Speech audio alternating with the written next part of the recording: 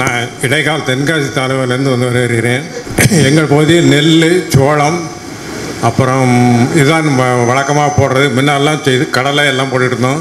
இப்போ ஆள் பற்றாக்குறையினால இதெல்லாம் பண்ணுறதே கிடையாது. இதுக்கு வந்து மெஷின் வச்சு நாங்கள் எல்லாமே பண்ணிக்கிறோம். நான் நெல், சோளத்துக்கு என்ன ரெக்கமெண்டேஷனில் நீங்கள் என்னென்ன கொடுக்குறீங்க?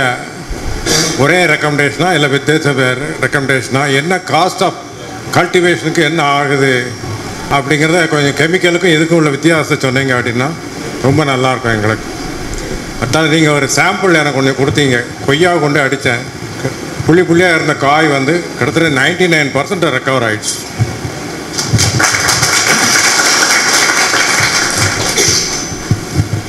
சரி, இப்போ நீங்கள் கேட்டது வந்து எதுக்கு எவ்வளோ வித்தியாசம், இதுக்கு எவ்வளோ செலவாகும், அதுக்கு எவ்வளோ செலவாகுங்கிறது நீங்கள் கேட்டீங்க.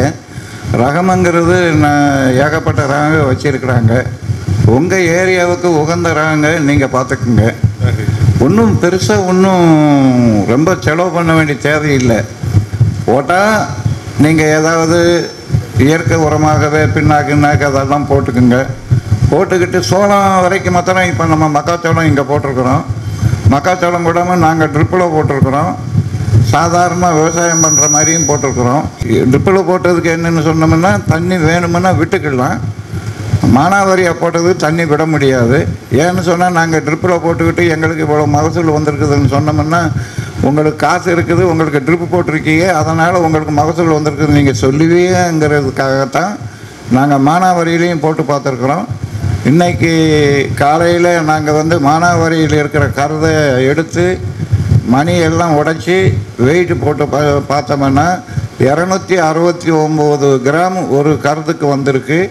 ஒரு ஏக்கருக்கு எத்தனை கருது வருது, எவ்வளவு, என்ன ஏதுங்கிறது எல்லாமே எழுதி வச்சுருக்கோம். கிட்டத்தட்ட 70 கிண்டால் கணக்கு வருது. கணக்கு என் பக்கத்தில் சார் உட்கார்ந்துருக்காரு. இவங்க செய்கிற வேலை அதுதான். இவங்க பேச்சை கேட்டுக்கிட்டு நம்ம போய் தான் இவ்வளோ தூரம் நம்ம ஆகிட்டோம். ஏன்னு சொன்னோம்னா, அவங்க ஒரு சதுர மீட்டருக்கு எடுத்துக்கிட்டு அதில் எவ்வளவு நெல் வருது, ஒரு ஏக்கருக்கு எவ்வளவுன்னு சொல்லி போடுவாங்க. அது மாதிரி நமக்கு வேண்டாம்.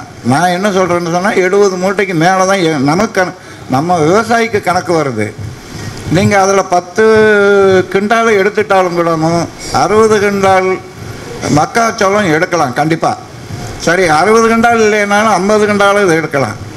நான் என்ன சொல்கிறேன்னா, நம்ம இது ஏன் செஞ்சோம்னு சொன்னோம்னா, எனக்கு வந்து நான் எல்லா பயிரையும் வச்சுட்டேன், எல்லாமே பண்ணிட்டேன்.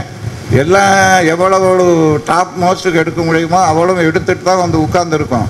இருந்தாலும் நம்ம ஏரியாவில் இந்த மாதிரி இருக்காங்களே, இவங்களுக்கு ஒன்றுமே புரியலையே, நம்ம ஏதாவது பண்ணுவோங்கிறதுக்காகத்தான் மக்காச்சோளம் வச்சோம்.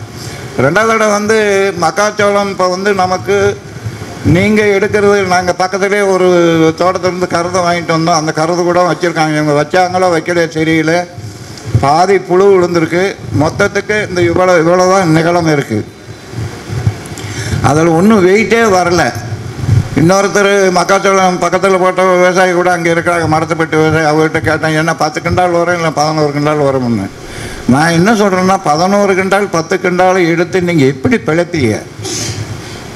என்னுடைய கேள்வி அதுதான்.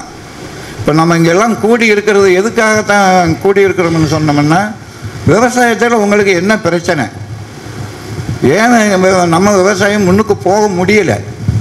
நம்ம எல்லாருக்குமே உணவு கொடுக்குறவங்க நம்ம தான். அதுக்கு தான் நாங்கள் எழுதியிருக்கோம். எனக்கு ரொம்ப பேச தெரியாது, நான் படிக்கலை. நம்ம கண்கண்ட தெய்வம் விவசாயி தான். இதை நீங்கள் மறந்துடாதங்க. தெய்வத்துக்கு ஒரு குறை வந்தால் யாருக்கிட்ட போய் சொல்கிறதா?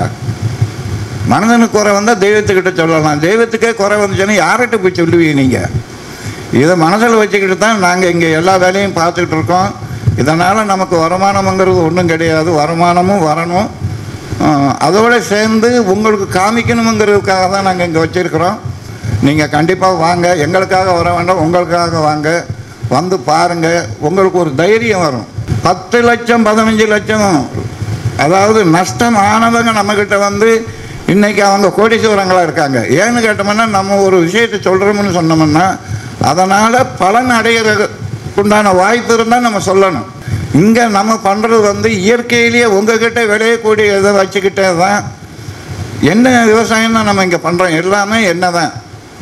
செடிக்கு கீழே கொடுத்தாலும் எண்ணெய் தான் பழத்துக்கு. ஏன்னு கேட்டிங்கன்னா எண்ணெயை எதுக்குன்னு சொன்னீங்கன்னா அதுவும் இவங்க படித்தவங்க சொன்னது தான். மனுஷனுக்கு எண்ணெய் சாப்பிட்டா கொழுப்பு பிடிக்குதுன்னு சொல்கிறாங்கல்ல, இவன் என்னமோ சாப்பிட்டு போட்டு சும்மா உட்காந்துருப்பான். வேலை செய்கிறதுக்கு இவனுக்கு இஷ்டப்படாது, இவனுக்கு கொழுப்பு பிடிக்கும். 40 வருஷத்துக்கு முன்னாடி நான் என்ன நினைச்சேன்னு சொன்னோம்னா, செடி கொடுத்தா அது தினம் தினம் வேலை செய்யும், அதுக்கு எப்படி கொழுப்பு பிடிக்கும்? கொழுப்பு என்ன சொன்னால் சத்து தானே, நிறைய மகசூல் வரும் அப்படிங்கிறத கண்டுபிடிச்சு ரொம்ப நாள் கஷ்டப்பட்டு இன்றைக்கி நம்ம இந்த நிலைமைக்கு வந்திருக்கிறோம். எல்லா இடத்துலையுமே நல்லா இருக்குது. நீங்கள் தைரியம் பண்ணலாம். வேறு ஏதாவது இருந்தால் சொல்லுங்கள். ஒரு ஏக்கருக்கு நெல்லுக்கு உரம் போடுறதுனா கிட்டத்தட்ட 4000 ரூபா வருது. அதே மாதிரி இது உங்கள் இதை போடும்போது எவ்வளோ ஆகும்?